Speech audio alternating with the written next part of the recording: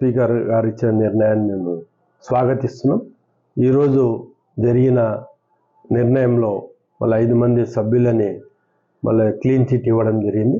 మేము పార్టీ మారలేదనే అంశాన్ని గౌరవ స్పీకర్ ప్రసాద్ గారు తన నిర్ణయాన్ని వెల్లడించడం జరిగింది. గతంలో కొంతమంది సభ్యులు, టీఆర్ఎస్ సభ్యులు నేను పార్టీలో లేను అని గౌరవ సుప్రీంకోర్టుకు వెళ్ళడం వల్ల సుప్రీంకోర్టు న్యాయ నిర్ణయాన్ని స్పీకర్కి ఇవ్వడం జరిగింది. స్పీకర్ గారు తన కళ్ళ ముందర జరిగేది అంటే తన హాల్లో ఏది జరుగుతుందో ఆ నిర్ణయాన్ని అనుగుణంగా అంటే మేము సభ్యులమందరం ఆ అసెంబ్లీ హాల్లో ఉంటాం. వాళ్ళ అసెంబ్లీలో జరిగిన తన కళ్ళ ముందర జరిగేదాన్ని ఈరోజు న్యాయ నిర్ణేతగా తన అభిప్రాయాన్ని కుండలు బద్దలు కొట్టినట్లు చెప్పడం జరిగింది. మేము పార్టీ మారలేదనే విషయాన్ని క్లియర్గా ఈరోజు మీడియాలో రావడం జరిగింది.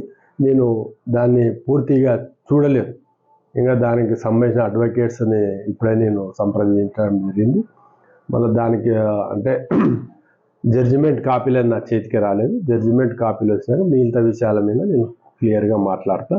నేను ఇప్పుడు కూడా చెప్తున్నా, చాలా సందర్భాల్లో చెప్పినా నేను పార్టీ మారలేదని చెప్పడం జరిగింది. అయినప్పటికీ కూడా కొంతమంది టీఆర్ఎస్ నాయకులు నన్ను ఇరుకున పెట్టే విధంగా ప్రయత్నాలు చేస్తున్నాయి. దయచేసి మీడియా ద్వారా చేస్తున్నాం.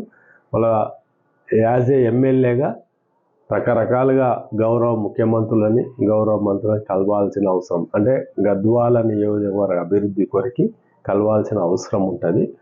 మీరు దయచేసి అంటే నేను యాజ్ ఎమ్మెల్యేగా ఎవరు వచ్చినా గతంలో మాజీ ముఖ్యమంత్రి గారు, గౌరవ ముఖ్యమంత్రి, మాజీ ముఖ్యమంత్రి చంద్రశేఖరరావు గారు ఉన్నప్పుడు కూడా చాలామంది అప్పుడున్న సభ్యులు కలవడం జరిగింది.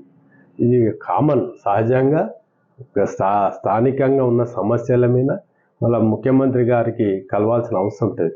ముఖ్యమంత్రి గారు రేవంత్ రెడ్డి గారు కూడా స్థానికంగా మా ఉమ్మడి జిల్లాకి సంబంధించిన వ్యక్తి. గతంలో ఇద్దరం కూడా జడ్పీటీసీగా ఉన్నాం. ఆ సాన్నిధ్యంతోనే మేము చాలా సందర్భాల్లో గద్వాల డెవలప్మెంట్ కోరిక కలవడం జరిగింది. వ్యక్తిగతంగా ఏముండదు. ఖచ్చితంగా అభివృద్ధి కోరికి ముఖ్యమంత్రిని కలిసిన అవసరం ఉంటుంది. దీనివల్ల వాళ్ళు అపార్థం చేసుకొని కోర్టుకు వెళ్ళడం బాధాకరం.